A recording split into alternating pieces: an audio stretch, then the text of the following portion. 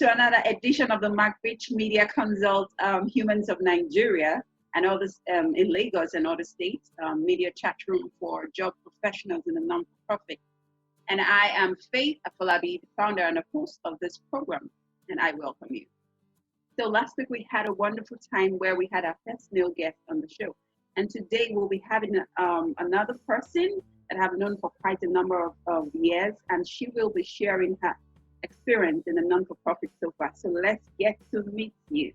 My name is Ndifreke Okwuegbunam. I'm currently Director of Programs at Aspire Coronation Trust Foundation. Most people know it as ACT Foundation. It's a grant-making organization based in Lagos, Nigeria, and works with non-profits across Africa. I actually stumbled into this sector. That's the way I would put it. I just stumbled into non-profits. It wasn't my initial plan, it wasn't my career path when I was thinking about what career I would like to pursue. I studied applied chemistry in university, but I had the opportunity to spend a few years in the United Kingdom, and I decided with a particular organization that worked with troubled teens, and I learned so much in that process. I saw the need to add value. I saw my passion for the girl child come into play. I saw the value that volunteers were adding to an organization that they were not being paid for, and that totally blew my mind. And that's how I started this work in the non-profit sector. Wow. Okay, so before we continue, I'd like us to go on a very short break. We need to do that in the show. So when we come back, we'll hear more about your experience in the non-for-profit. Thank you.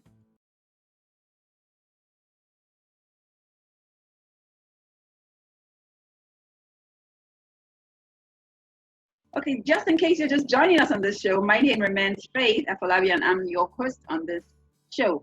And so we've been speaking with our guest, Mrs. Ndifreke Okwuegbunam, and she's the head of programs with ACT Foundation. Now, we'd like to know what motivated you to stay on this journey. I know you had mentioned earlier that you started on volunteering. So I guess you didn't want to do that. You wanted to work in the private sector, like maybe banking or have a corporate job. But now you've been in the sector for over 15 years. That's a long time. So we'd like to know. Right. So because of my love for nonprofits from that one experience, I realized that it didn't really matter if I started a nonprofit myself, but I just wanted to give back. I wanted to serve. I had this passion already, but I needed an outlet for it. I needed a place to be able to learn about the sector and add value as well. When I returned to Nigeria, I decided to volunteer with an organization when I lived in WIMBIZ State. Volunteering with that organization opened my mind a lot more to what the nonprofit sector was about. The organization was focused on enterprise development, and I saw how they could add value to small businesses, entrepreneurs who just wanted to start businesses and didn't know the right path to take, didn't have the funds to go and do an MBA or needed to understand the Nigerian context. And through that process, I volunteered for about 4 months. And during that time, I gave it my all. I was passionate about the alumni program, the monitoring and evaluation, the program design. And within 4 months, an opportunity came up within the organization. I was offered the role. Wow. That totally changed everything. So it showed me that that bit of hard work, that bit of interest, that passion came through to my employers. And that when that opportunity came out, they offered me that job. And just seeing the fact that there were people who wanted to do good, the founders of the organization, the people that were working within the organization motivated me every single day, because I realized that somebody has to do this. There are people that have needs that the government can't take care of, that we in the nonprofit can provide that sort of support to get them to the next level in their lives where they can aspire for more. Okay, but that worked for you because you said you had people who motivated you. If you find yourself in a place where you're not motivated at all, and this is what you want to do, how would you handle that situation? Or have you ever been in such a situation? And how would you handle it? So I had a passion for helping. I had a passion that found life in the nonprofit sector. So even when things were not going well, I would keep pushing to do more. Now, I also had mentors within the space where I could go to. I had people that believed in me, people that trusted that this was the path for me because they could see my passion for this space. And then I had grown significantly in terms of acquiring knowledge with regards to the space that I was in.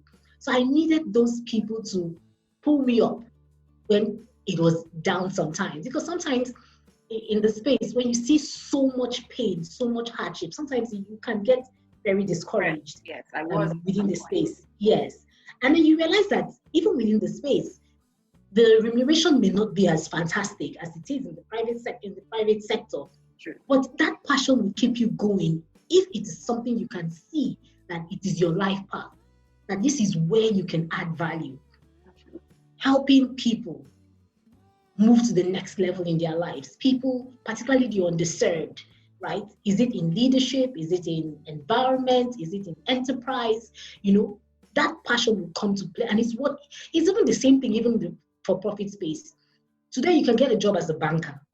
So many people have done that, right? Yeah. But if banking is not your passion, if that is not an interest for you, when the going gets tough, you will drop out. True. So that passion will take you to that next. It will help you stand the test of time. It will help you acquire the knowledge that you need to progress in whatever career you find yourself. It's the same thing with the non-profit sector. It needs to be a path that you show you want to, because there are going to be hard times. There are going to be times when you work for small organizations that can't afford to pay you. There are times when you're going to work for organizations that your bosses are going to be terrors, right? It may just not work. You may say, what am I doing here? But when you find an alignment of your vision and the vision of the organization, it will take you the long haul. You're right. You're right. So you had mentioned you had mentors. So someone is out there watching and asking, so how do I find these mentors? Are there organizations out there that one can go search for online? Can you tell us? Or these are just family and friends that you just had opportunity to meet? So there will be a variety of people that you could rely on, right? I was fortunate enough to have a mentor who was a boss, who I could speak to about where I was when I was having challenges. But sometimes you may have to find the mentors yourself. Reach out to different individuals who are within, who you can see that are touring the path that you want to, right, in your career. One of the things my mentor taught me was in trying to find a mentor, I had to go on LinkedIn. That was one of the assignments you gave. Go on LinkedIn, look at profiles of people that you have the sort of profile that you want. What did they do? What did they put? How did they, what career path have they taken? What sort of jobs have they had? What sort of credentials have they earned along the way? What sort of trainings have they gone for? Right. Look for those sort of people. When you find those sort of people, reach out to them. It doesn't need to be saying, oh, I want you to be my mentor. Reach out to them and just say, oh, this is part I'm interested. This is what my passion is. This is, your CV is my dream CV, right? Your profile is my dream profile. And just ask them questions. How did you get here? I'm trying to grow in this profession and I really want to grow. So and then start them. Sometimes they may not answer you as in-depthly because, conversations sometimes online are a bit short and sharp, and just start building that relationship. You will find one or two that may take an interest and want to talk more, right? Another set of people that you could use apart from mentors that you find yourself that you may not know are also your internal advocates, your friends, your family, those that understand this path that you want to take, right? Speak to them about it. Let them be your accountability partner. Let them be the ones that tell you when you are messing up. When sometimes you think that the whole world is against you, right? But actually you're the one that is causing your own problem. Those that will tell you that truth. That will let you know, no. You can't expect to become CEO when you haven't done certain things. Yeah. You can't expect to be leading a team when you haven't learned to do this, and you haven't learned to follow. Those sort of people that will help put you in line so you know exactly where you're going and also encourage you, right, through the journey of trying to set the right career path in the Wow. sector. This is getting interesting, but we have to go on a short break. And for those of you just coming in, this is McBridgeConsult Media Chat Room on YouTube channel, and you can find it at all the social media channels. And we'll be right back.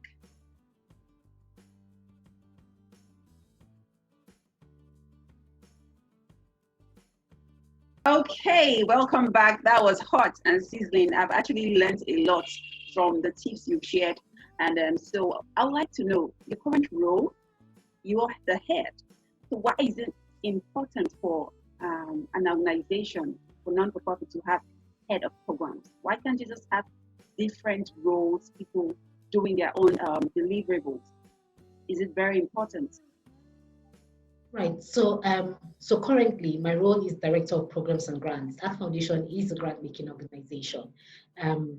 Now, I didn't get into this role in one day. It was a journey. I started from somewhere. I started by learning program design. I started by learning how to cultivate relationships. I learned monitoring and evaluation. I learned finance, budgeting, cost benefit analysis. I learned certain things that prepared me for this role. A lot of people think in the non-profit sector, you don't really need to understand finance too much. Just need to put together a budget, know exactly what you need to spend and how you're going to spend it. But it's a lot more than that. It's like running a business. And for you to grow to a certain level in this space, you have to understand how the business runs. You have to understand how the business of non-profit works, right? In terms of stakeholder management, in terms of community engagement, in terms of data collection. You need to understand the whole life cycle of a non-profit for you to get to a position where you're leading other people and you're able to handle certain responsibilities within the organization. Now, it's important because younger people are coming who are going to be learning, who are coming in to implement based on certain skills that they have. But you as a director of programs or head of programs or program manager, you need to be able to manage all of them. You need to be able to look at the big picture. You need to be able to see the program design, look at it in terms of monitoring and evaluation, look at it in terms of the budget. Does it make sense? Well, how would this affect the outputs? How would this affect the impact for the organization? You need to be able to see all of that, see where we're starting from and where we're getting to. You have to have great integrity because you're dealing with other people's funds most of the time. So you want to be able to, you have to have attention to detail because you want to be able to see what each team member is doing and not just look at each one as a single, but look at it as a whole. So this role is important because you need the person that's going to bring together all of this, right, together to ensure that you make the right impact for your organization as well as for your potential partner or your donors. This is what sets organizations apart, right? The quality of work that they produce at the end, the sort of impact that they make. And it's not dependent on one individual, it's independent on every single individual. And somebody has to ensure that there's that connection of each and every one of the roles within the organization. So that's why the role of a program manager is very important within an organization. Wow. This is very insightful, and it has helped me, and I'm sure other people watching, to see the importance of having a team and a structured environment. And it's very interesting to note that you had to grow from somewhere. You didn't just get there. So many times we just want to get there without paying the price of learning. So are there schools or institutions that one can get to just in case you're not able to have a hands-on experience? Some people are not privy to have that experience, but they feel, okay, I need to, they've grown in certain organizations and they feel they have the capacity to also function in this non-for-profit. So are there schools that they can attend? So when I first started in this space, I didn't know there was any sort of degree or programs, trainings in terms of non-profit management. But over the years, so many of them have come up. There are those that are training you based on different aspects of the non-profit sector. There are those that are training you on the whole. We have programs we have programs here in Nigeria that Yes. with the Lagos Business School, you have with the Enterprise Development Center. So there are a number of programs, and we have other organizations, even non-profits, that are training people, right, on how to run.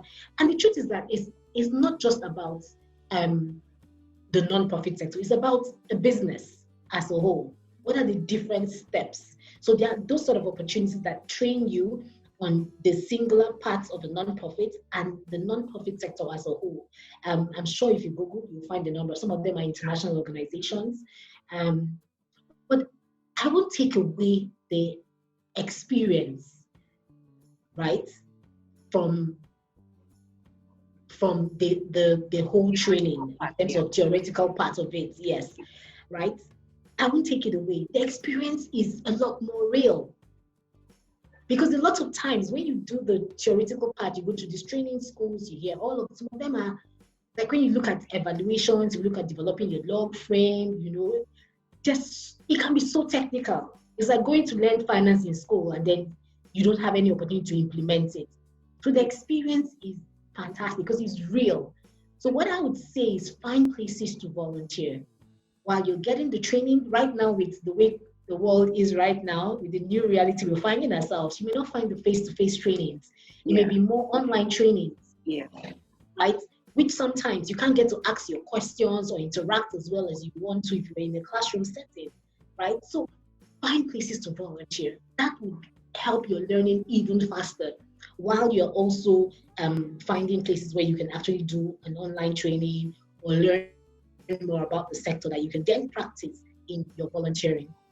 Wow, this has been an exciting one, Andy, and we're really grateful. So we'd like to have your final words for our audience before we call it a day. For someone willing to start and someone maybe in the organization and want to go, what will be your final words? Right.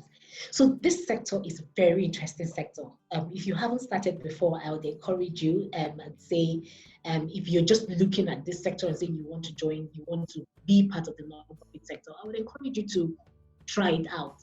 There are people that work in the for-profit sector and still volunteer their services because they have a passion for different things. They want to see a change in different parts of their community or even in their country. So I would encourage that you volunteer. I would encourage you not to go into this thinking it's easy, it's just non-profit. It's not easy. It is work, and it takes a lot of thinking, analytical skills, good communication skills, relationship management skills. So many different skills. The same sort of skills that you require in a for-profit organization. You require those same skills, particularly because for the non-profit sector, you're constantly working with other people's funding to be able to implement initiatives that will add value.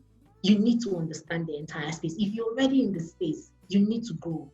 Do not just take what you do as all you have to learn, right? As you grow in this career, you need to understand every aspect of the business of non-profit.